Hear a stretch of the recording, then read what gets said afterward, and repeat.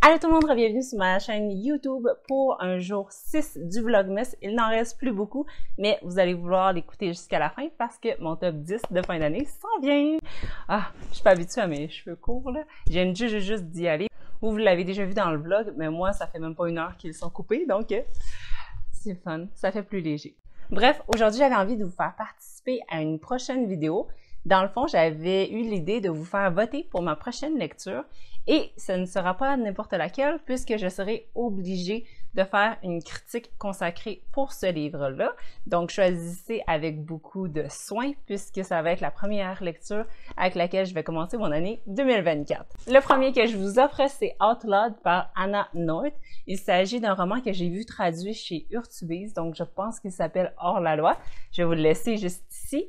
Et si je me souviens bien, ça parle d'une fille qui s'appelle Ada, qui a 17 ans, qui a l'air d'avoir une belle vie, mais dans le village dans lequel elle vit, un an après s'être mariée, elle n'a toujours pas de grossesse à l'horizon et ça va un peu chicoter les gens dans le village parce que c'est très mal vu. Les femmes qui ne procréent pas sont comme vues comme des sorcières et elles prennent le bûcher. Bref, Ada va prendre la décision de s'enfuir et elle va rejoindre un peu plus loin un petit regroupement de personnes hors la loi qui veulent échafauder un plan secret. C'est un roman en anglais et je pense avoir entendu qu'il y avait une adaptation en chantier. Donc, ça peut être très intéressant. Il n'a pas l'air très long non plus. Le deuxième choix, ce serait Droit vers le soleil par Brigitte Vaillancourt, publié chez les éditions Boréal. Ça, je suis pas sûre que j'ai bien compris de quoi ça parlait. Moi, je l'avais vu dans le magazine Véro où je pense que ça a été mentionné qu'il était question de polyamour ou en tout cas d'un couple ouvert. Mais quand je lis le derrière, je suis pas sûre que c'est la même chose. Peut-être que la quatrième de couverture ne couvre pas tout pour laisser du mystère. Mais ça dit que ce roman raconte la vie d'une femme qui a refusé de se contenter que d'une parcelle de bonheur. Elle veut tout. Donc, elle se dirige droit vers le soleil, comme Icare, quitte à brûler ses ailes. Selon ce que j'ai compris du résumé aussi, ça va un peu questionner si c'est vrai qu'on est épanoui seulement quand on est en relation de couple ou qu'on a une famille. Donc, je pense que c'est ce que le personnage principal va essayer de découvrir en faisant toutes les expériences possibles en toute liberté. Le troisième choix que j'avais pour vous, il est très populaire, je pense qu'il risque de gagner. Il s'agit de Stéphane Larue, Le Plongeur, un livre que j'avais sur ma palle depuis très longtemps, mais que je n'ai acheté que le 12 août. J'achète un livre québécois cette année. Donc, pourquoi pas commencer mon année avec ce roman-là québécois très apprécié, dont l'adaptation est sortie récemment. Ça va se passer à Montréal au début de l'hiver 2002 et le narrateur est très jeune, il n'a même pas 20 ans.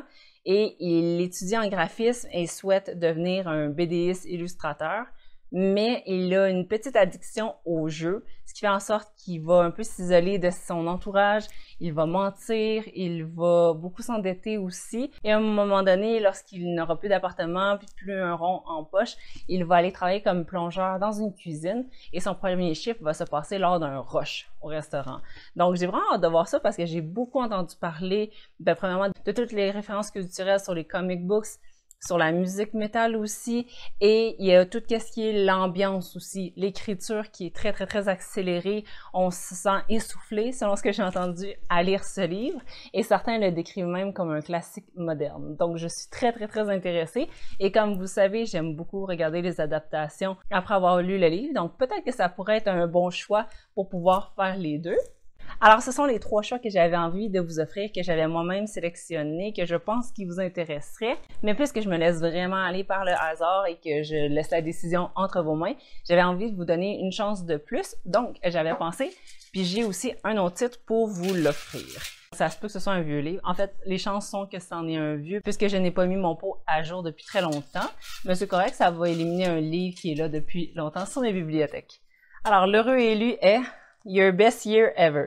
C'est une très bonne idée pour tout ce qui est nouvelle année, résolution, tout ça. Donc, il est juste ici. Alors, il est ici, Michael Hyatt, 5-Step Plan for Achieving Your Most Important Goals.